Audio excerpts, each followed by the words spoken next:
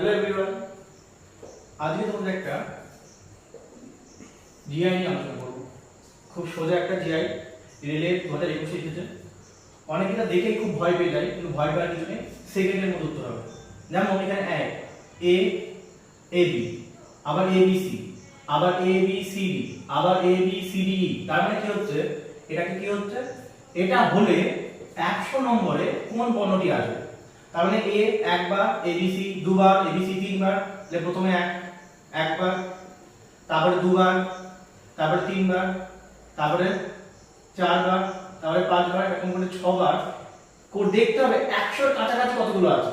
6বার, তারপরে কত হবে, এবিসি 7বার হবে, 8বার, 9বার, 10বার, 11বার, 12বার, 13বার। আমি 13টা যদি দেখি 100 থেকে বেশি হয়েছে না, 100 কাছাকাছি চলে এসেছে।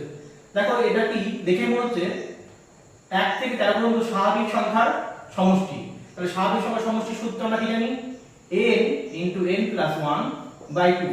এখানে n বলতে কত হচ্ছে, মানে লাস্ট সংখ্যা, কততম সংখ্যা আছে 13। তাহলে n বলতে 13, তাহলে n মানে 13 গুণ 13 + 1/2, 13 গুণ 14/2 হয়ে গেল 17, 3 17 51, সরি 13 17 কত 51, 3 7 21 আর 2 তাহলে 51, তাহলে 100 ঠিক কাছাকাছি।